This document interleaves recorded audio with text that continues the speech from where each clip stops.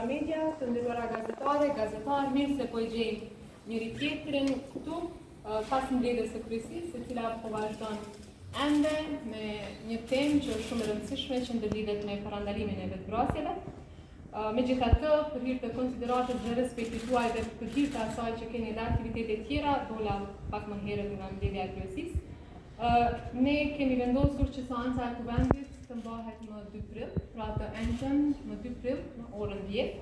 Në këtë seancë do të jenë 7 projektligje për ratifikim të marrëveshjeve ndërkombëtare, fillimin e procedurave për mungesat në emërimin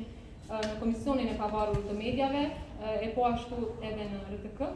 Pra, në këtë drejtim, lejoni vetëm shkurtimisht i përmend, marrëveshjen për qasjen në arsimin e lartë dhe pranim për studime në Ballkanin Perëndimor, projektligjet për ratifikimin e amandamentit nr. 3 për programin IPA 2018 dhe amandamentin nr. 2 për programin IPA 2017, si dhe marrëveshjet që kapin vlerën në gjithsej 120 milion euro e që u dedikohen projekteve jetike për qytetarët e vendit. Si që përmenda, në këtë mbledhje u votuan edhe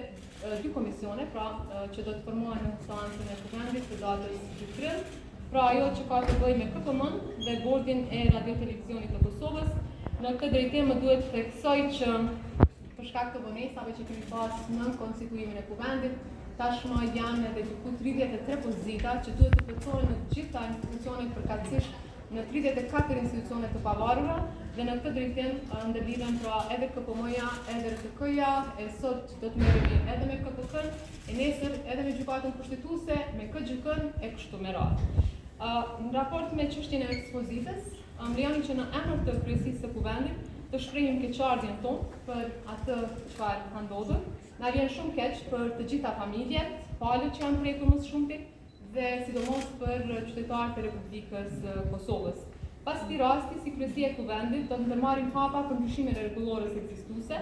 me qëllim që të formojmë komisione të posaçme profesionale që vlerësojnë kërkesat e tilla, sepse rregulloria për subvencionim nuk parasheh një gjë të tillë, apo në anën tjetër, siç u përmend edhe në mbledhjen e kryesisë së kuvendit, siç bëjnë sidomos ekzekutivi, ku bëhen thirrje publike paraprakisht, pastaj mbështetet projekte të caktuara nga ana e komisioneve profesionale. Për shembull, sa unë kam qenë ministre e drejtësisë, kështu kemi vepruar, në fillim të vitit është hapur thirrja, kanë aplikuar organizata me projekte të ndryshme dhe Ministria e Drejtësisë ka mbështetur ato projekte, përkatësisht komisionet profesionale, ato projekte që kanë vlerësuar që merren me çështje sociale dhe familjare. Pra edhe në mbledhjen e kryesisë së sotme u diskutua si një mundësi e tillë, por që pas ndryshimit që do të bërë në rregulloren ekzistuese. Dua të ritheksoj se Kuvendi i Republikës së Kosovës nuk e ka organizuar ekspozitën.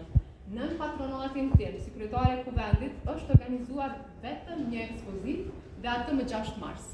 Pra më 6 mars, në 3 ditët e epopesë së ushtrisë lirimtare të Kosovës, si kryetare e Kuvendit kam organizuar një ekspozitë së bashku me Institutin për Krimet e Luftës dhe atë